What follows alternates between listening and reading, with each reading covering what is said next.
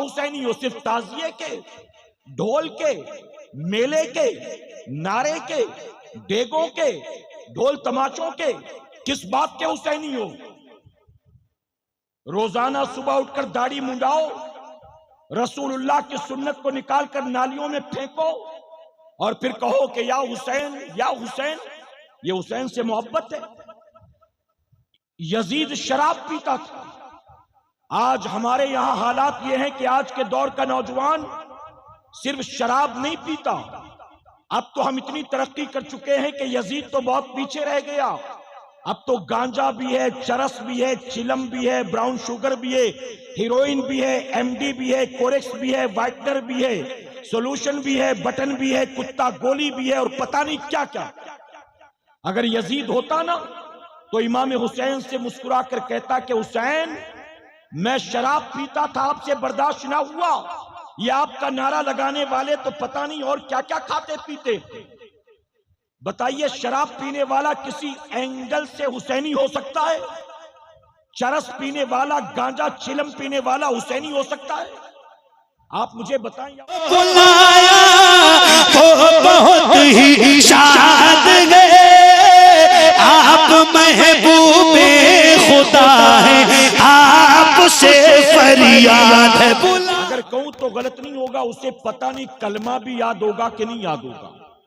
मेरे प्यारे आका के पैरवानों, हमारी कौम के जवान, अगर आप इनसे पूछो कि मुझे YouTube पर चैनल बनाना है, कैसे बनाऊं, तुझे मालूम है? वो कहेगा क्या नाम से बनाना है बता, मैं बना देता हूं।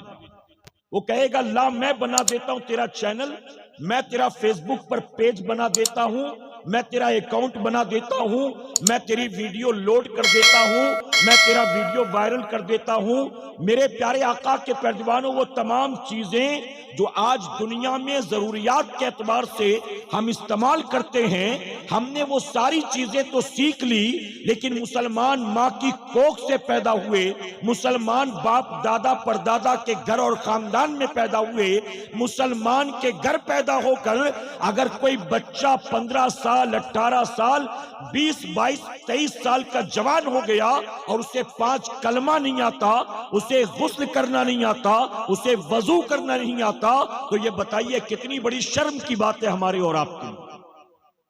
सिर्फ नारे लगा लेना काफी नहीं है, सिर्फ नात शरीफ सुनकर नजराना लुटा देना काफी नहीं है, सिर्फ जलसों में रात भर बैठकर अपनी हाजिरी लिखा देना यह काफी नहीं है, बल्कि मेरे प्यारे आका के पैरवानों, मौजूदा दौर में जरूरत इस बात की है कि अपने दीन को सीखने की कोशिश करें। आप कहें इंशाअल्लाह, मोहब्बत से कहें, अपने दीन को सीखने की कोशिश करें। कल मगरिब के बाद माह मुहर्रम का चांद होगा, या फिर कल नहीं हुआ तो परसों होगा। मेरे प्यारे आका के पैरवानों, 1 मुहर्रम से आप जानते हैं कि इस्लामी नए साल का आगाज होता है, पता है कि नहीं आपको? 1 जनवरी से मुसलमानों के नए साल का आगाज नहीं होता, हमारे नए साल का आगाज होता है 1 मुहर्रमुल हराम से। और आप जानते हैं कि जैसे ही 1 मुहर्रम होता है, मुहर्रम का चांद आसमान पर नजर आता है, पूरी दुनिया में लोग करबला वालों की बारगाह में खिराज अकीदत पेश करते हैं। करेक्ट है कि नहीं बताओ? मेरे प्यारे आका के पैरवानों, मुहर्रम के आने से पहले ही आपके गांव के जलसे को करबला वालों की तरफ मंसूब किया गया।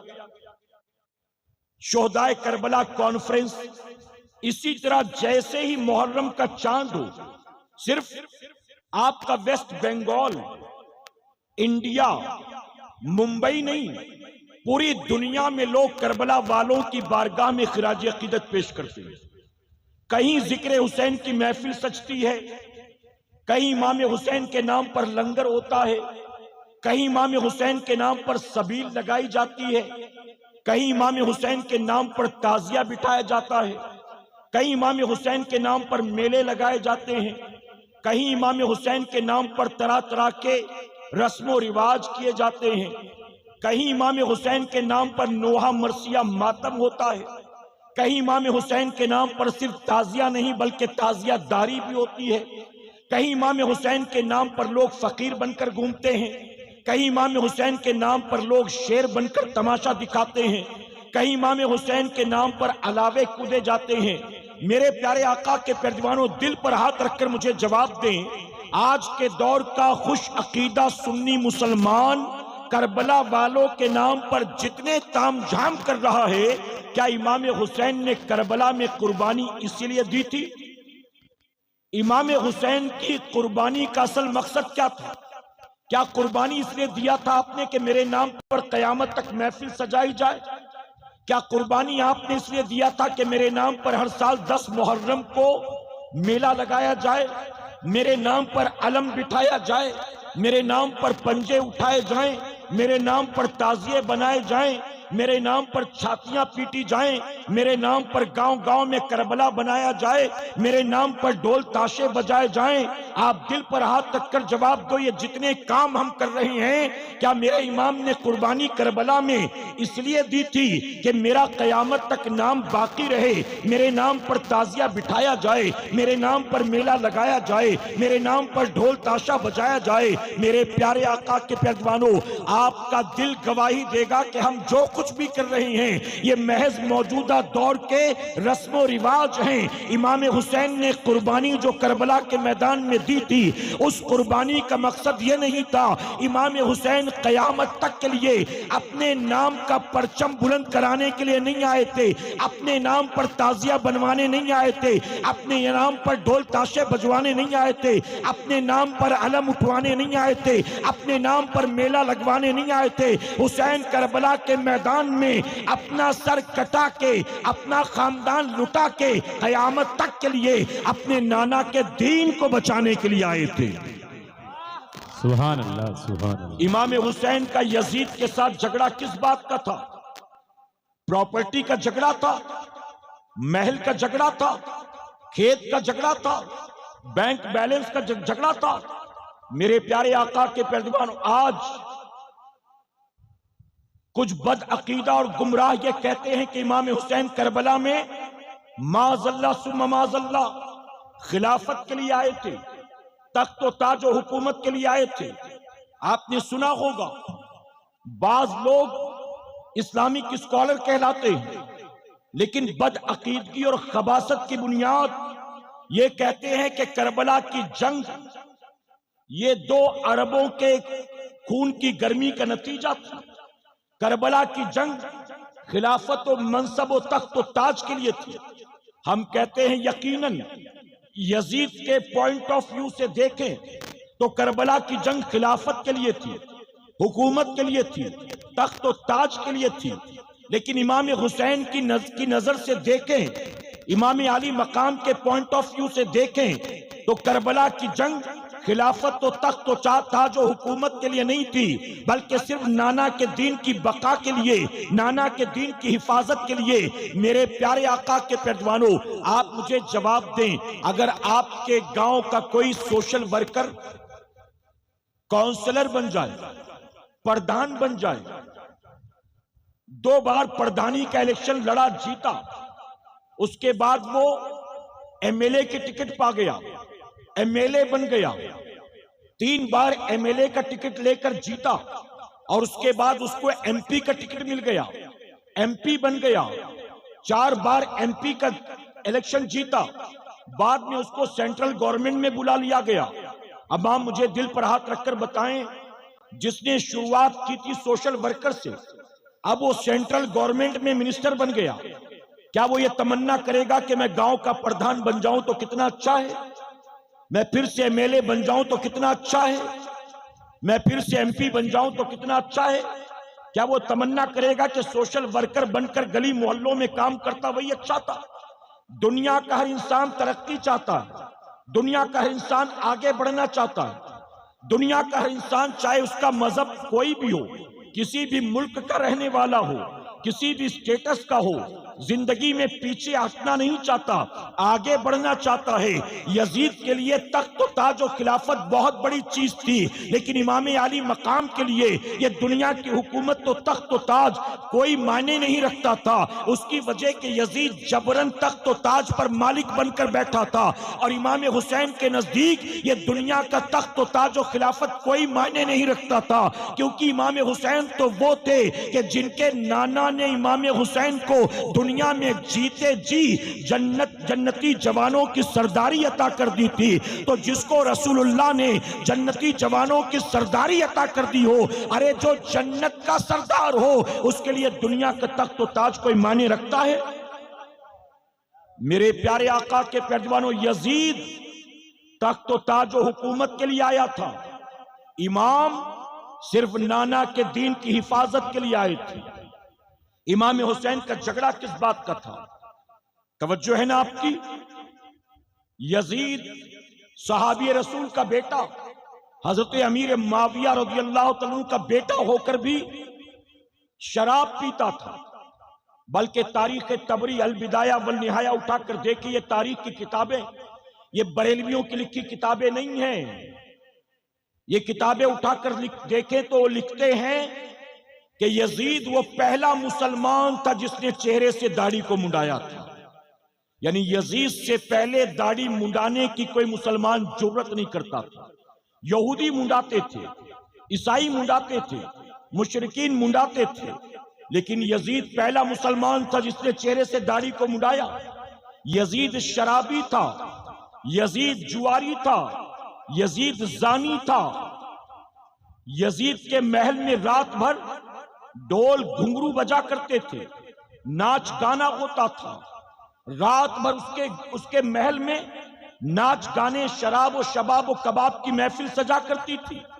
ये सारी बुराइयां उसके अंदर होने के बावजूद वो चाहता था कि इमाम हुसैन उसकी बैत कर ले, इमाम हुसैन उसके हाथ में हाथ दे दें।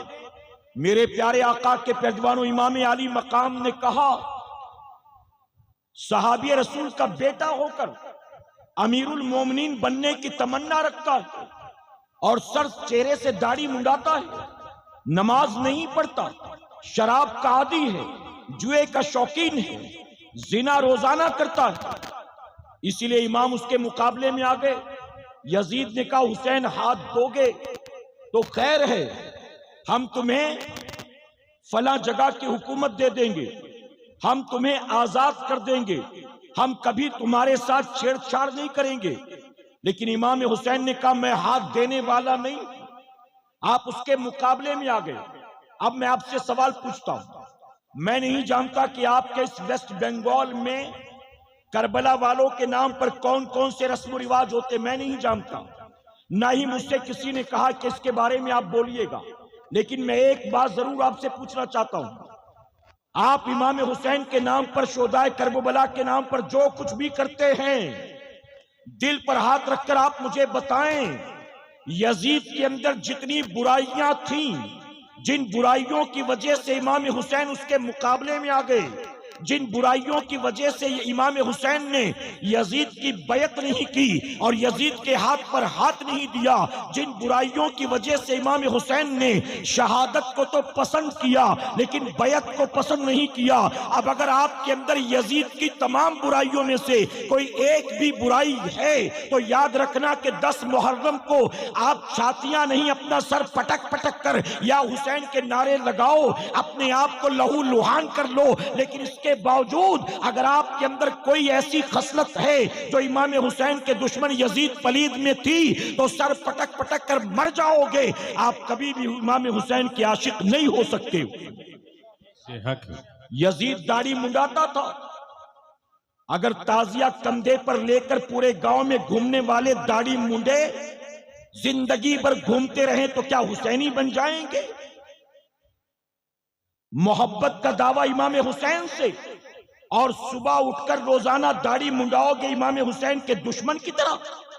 किस बात के हुसैनी हो? सिर्फ ताजिए के, ढोल के, मेले के, नारे के, डेगों के, ढोल तमाचों के, किस बात के हुसैनी हो? रोजाना सुबह उठकर दाढ़ी मुंडाओ, रसूलुल्लाह की सुन्नत को निकाल कर नालियों में फेंको और फिर कहो कि या हुसैन या हुसैन। ये हुसैन से मोहब्बत है। यजीद शराब पीता था। आज हमारे यहां हालात ये हैं कि आज के दौर का नौजवान सिर्फ शराब नहीं पीता, अब तो हम इतनी तरक्की कर चुके हैं कि यजीद तो बहुत पीछे रह गया। अब तो गांजा भी है, चरस भी है, चिलम भी है, ब्राउन शुगर भी है, हीरोइन भी है, एमडी भी है, कोरेक्स भी है, वाइटनर भी है, सोल्यूशन भी है, बटन भी है, कुत्ता गोली भी है और पता नहीं क्या क्या। अगर यजीद होता ना तो इमाम हुसैन से मुस्कुरा कर कहता कि हुसैन मैं शराब पीता था, आपसे बर्दाश्त ना हुआ। ये आपका नारा लगाने वाले तो पता नहीं और क्या क्या खाते पीते। बताइए, शराब पीने वाला किसी एंगल से हुसैनी हो सकता है? चरस पीने वाला, गांजा चिलम पीने वाला हुसैनी हो सकता है? आप मुझे बताएं, या उलमा मौजूद, प्याज और लहसुन खाना जायज है कि नाजायज है? जी, प्याज खाना, लहसुन खाना जायज है कि नाजायज?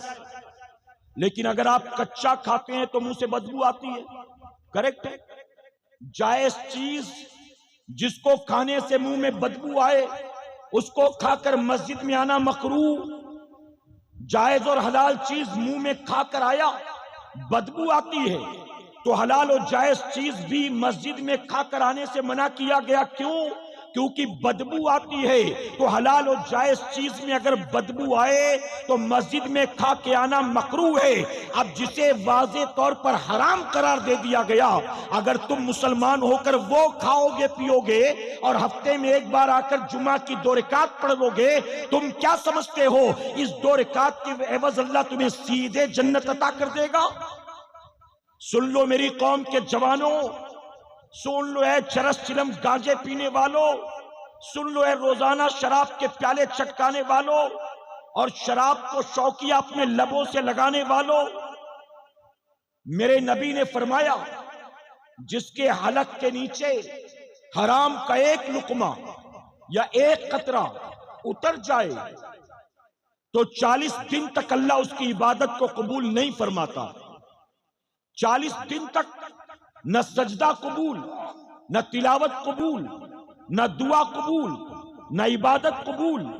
अगर हराम का एक लुकमा, अब बताइए, जो हर दूसरे तीसरे दिन चरस चिलम गांजे पीता हो, अफीम पीता हो, वाइटनर लेता हो, ब्राउन शुगर लेता हो, एमडी लेता हो, हीरोइन लेता हो, जो कुछ भी नशे के लिए लेता हो जिसे शरीयत ने हराम करार दे दिया है, अगर वो हर हफ्ते में 2-3 बार खाता पीता है और हफ्ते में एक बार जुमा की आकर 2 रकात पढ़ता है, रसूलुल्लाह ने फरमाया महीने भर की नमाजें कबूल होना तो दूर की बात है, अगर तूने एक हलक के नीचे हराम का एक लुकमा उतार लिया तो महीने भर की इबादत तो दरकिनार, 40 दिन तक तेरी इबादत को अल्लाह कबूल करने वाला नहीं।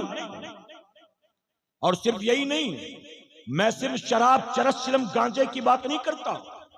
जिसका धंधा सूद का है, जिसकी कमाई जुए की है, जिसका कारोबार फ्रॉड का है, जिसने अपने ही पट्टीदार, रिश्तेदार, पड़ोसी, अपने ही भाइयों का माल गबन कर रखा, बाप के इंतकाल के बाद बहनों का हक खा के बैठ गया, छोटे भाइयों को कहा 2-2 लाख रुपए लो और अपना अपना रास्ता देखो, और कोई मांगा तो हाथ पैर तोड़ दूंगा।